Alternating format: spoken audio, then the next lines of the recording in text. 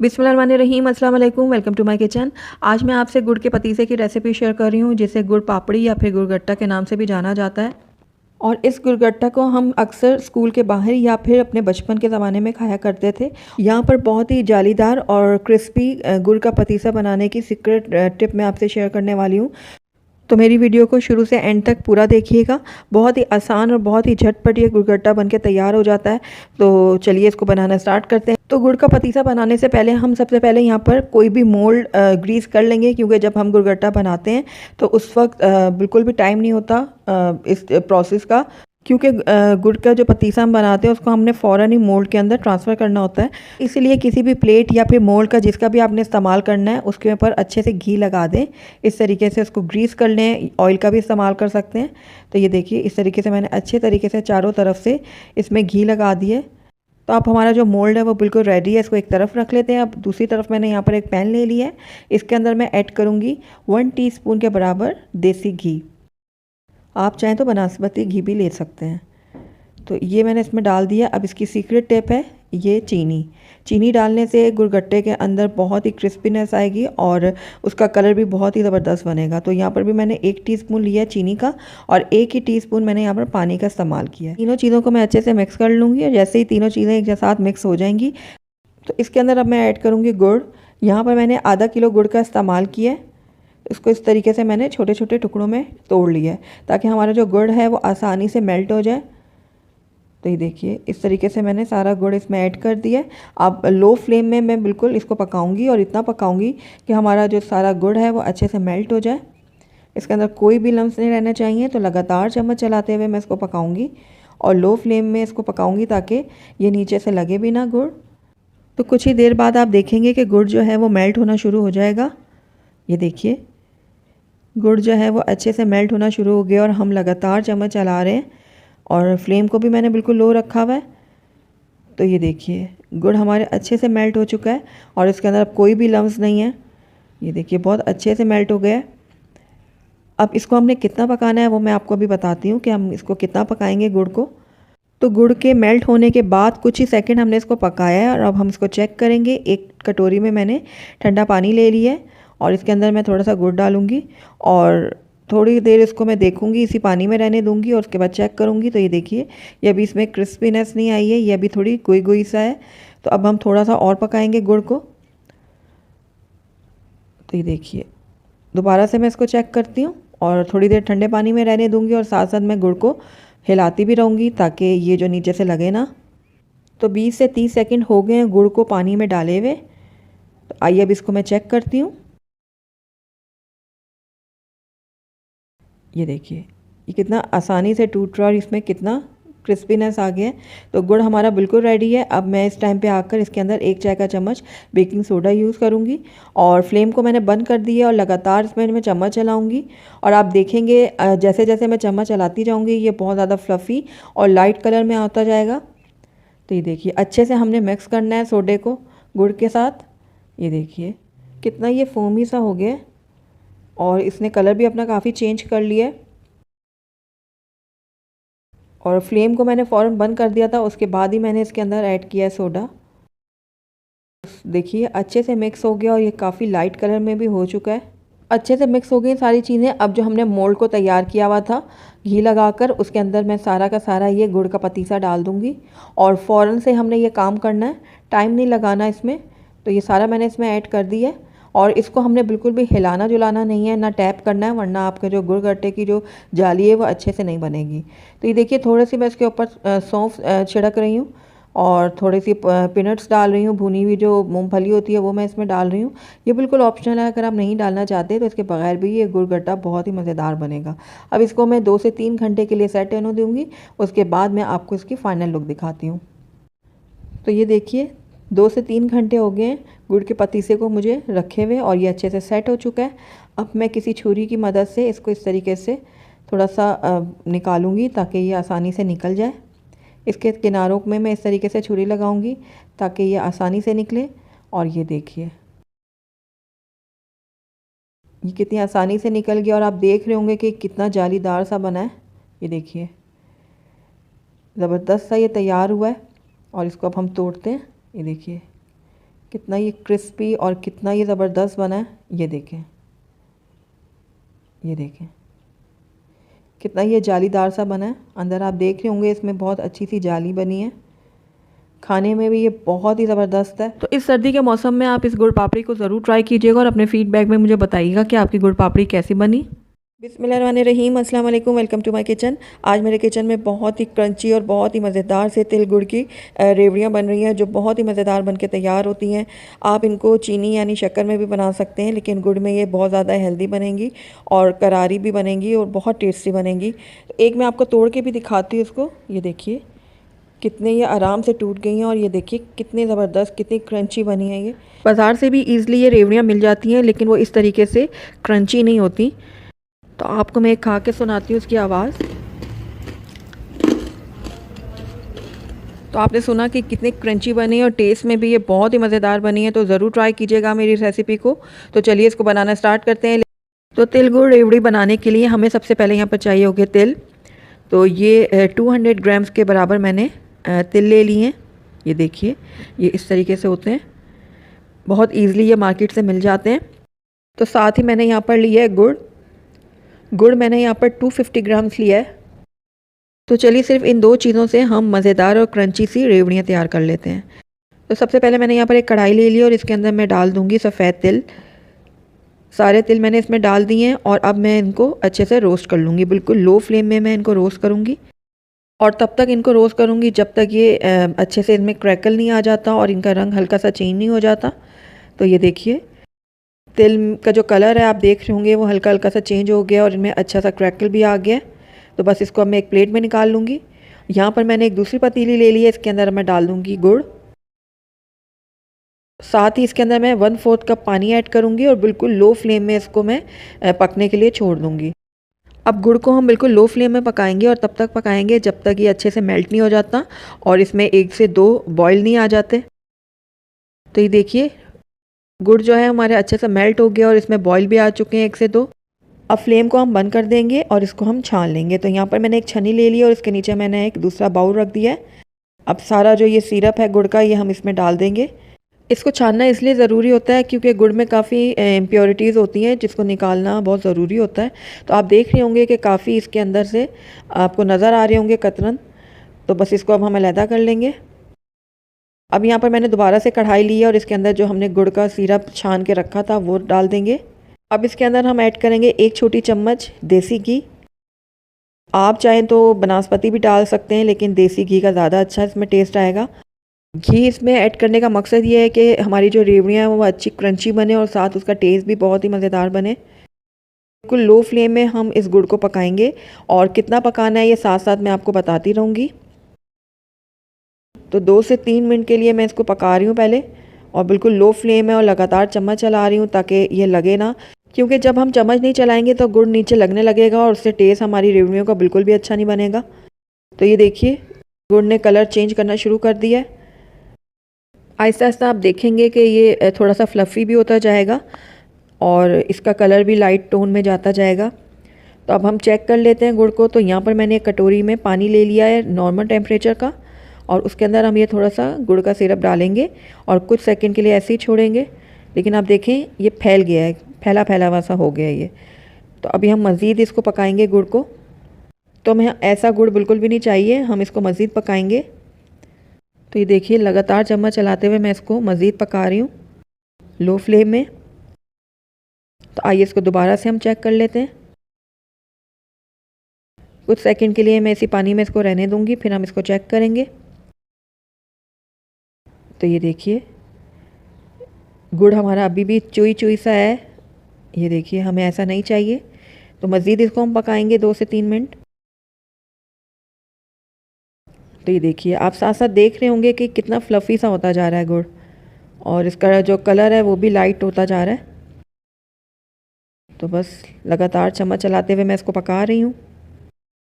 तो ये देखिए कितना लाइट हो गया है ये और कितना फ्लफ़ी सा हो गया है। तो दोबारा से हम इसको चेक कर लेते हैं। कटोरी में मैंने पानी ले लिया है नॉर्मल टेम्परेचर का। तो अब इसको हम डालते हैं और अब इसको कुछ सेकंड के लिए इसी पानी में रहने देंगे, उसके बाद हम इसको चेक करेंगे।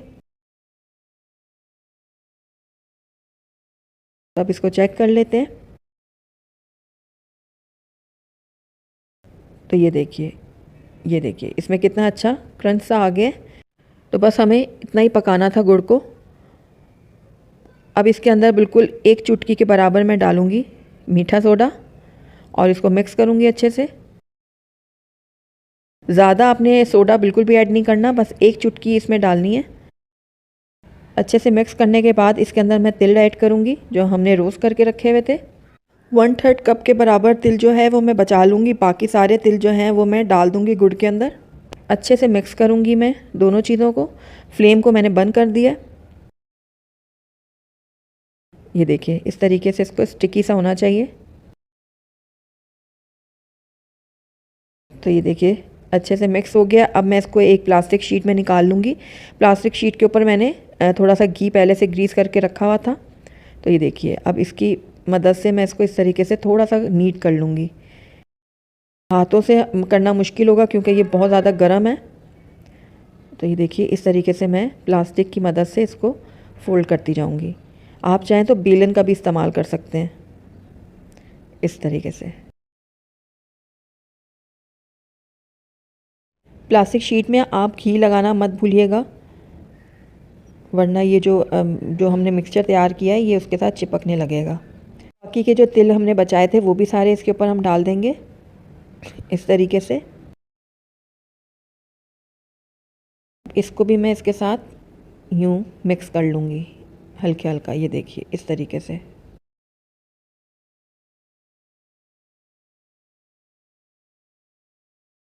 ये काफ़ी अभी गर्म है, लेकिन आपको गरम गरम में ही सारा ये काम करना है, वरना ये ड्राई होने लगेगा और इसकी शेप नहीं तैयार होंगी। तो अब फटाफट से आपने ये काम करना है। इसकी जो भी शेप आप चाहें बना लें। आप चाहें तो इस तरीके से राउंड शेप में बना लें इसको, या फिर आप इसको ओवल शेप में बना लें, गोल इसकी गोलियां भी बना सकते हैं।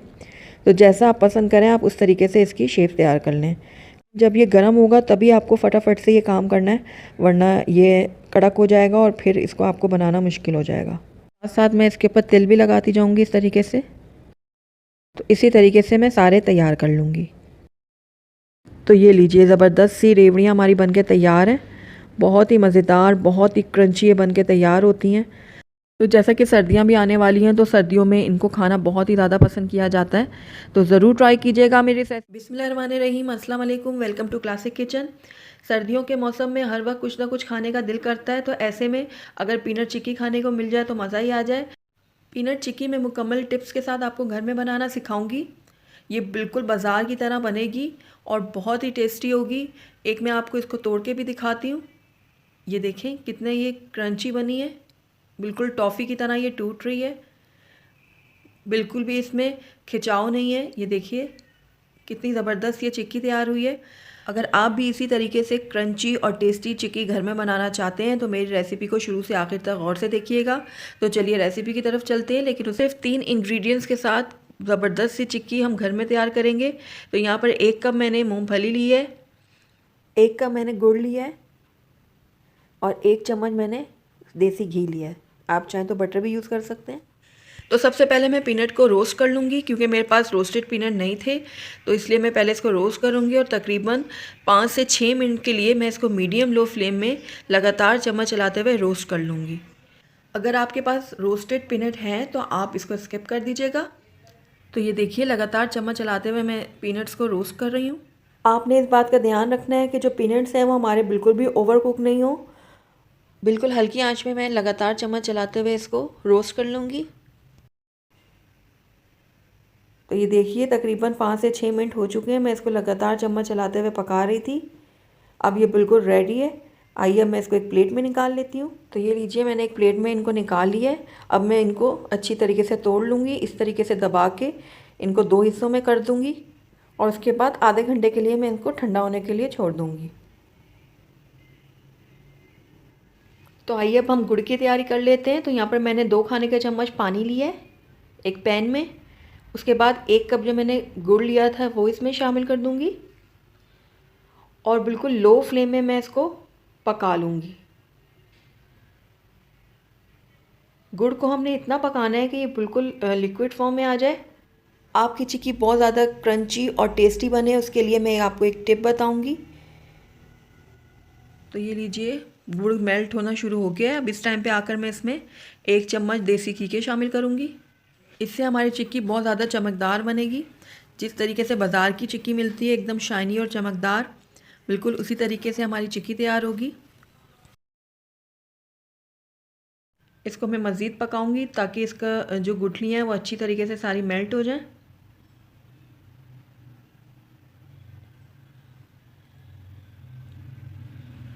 लगातार हमने चम्मच चलाना है और बिल्कुल लो फ्लेम में हमने इसको मेल्ट करना है। तो इसको चेक करने की मैं आपको एक टिप बताती हूँ जिससे आपकी जो चिक्की है वो बिल्कुल बाज़ार की तरह क्रंची और टेस्टी बनेगी।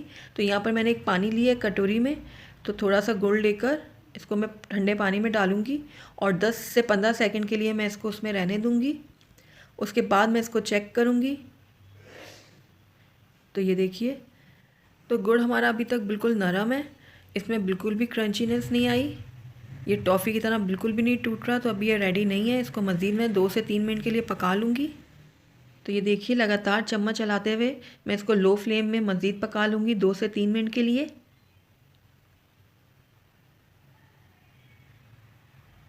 गुड़ को भी हमने बिल्कुल नीचे लगने नहीं देना, लगातार चम्मच चलाते रहना है।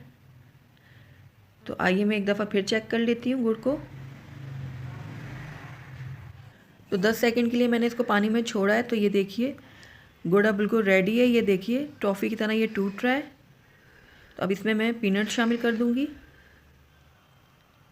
इसको अच्छे से मिक्स कर लूँगी। फ्लेम मैंने बंद कर दी है, इसको अच्छी से मिक्स कर लूँगी मैं। अब इस टाइम पे आगे हमने फटाफट सारे काम करने हैं। तो यहाँ पर मैंने एक वुडन बोर्ड ले लिया। आप चाहें तो स्टील की प्लेट भी ले सकते हैं और बटर पेपर भी ले सकते हैं। तो उसमें आपको इसी तरीके से घी लगाना है ताकि हमारी पीनट चिक्की इसमें चिपके ना। तो ये देखिए, फटाफट अब मैं इसमें ये डाल दूँगी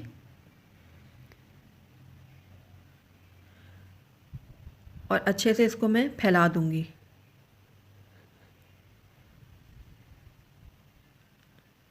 ये देखिए, इस तरीके से मैं सारा इसको फैला दूँगी। आप एक चम्मच ले लें और उसके पीछे घी लगा लें और उसको इस तरीके से प्रेस करके फैला दें सारा। बहुत ईज़िली ये ऐसे फैल जाएगा। उसके बाद आप एक बेलन ले लें और उसके ऊपर भी इस तरीके से घी लगा लें, अच्छी तरीके से चारों तरफ से इसको घी लगा दें ताकि जो पीनट्स हैं वो इसके साथ चिपके ना। ये देखिए, इस तरीके से इसको हल्के से प्रेस करते करते इसको फैला दें। जितनी आपको पतली चिक्की चाहिए उतना ही आप इसको बेल लें। ये देखें, सारी चिक्की सेट होती जा रही है। इस तरीके से हल्के हाथों से आप इसको अच्छी तरीके से रोल कर लें।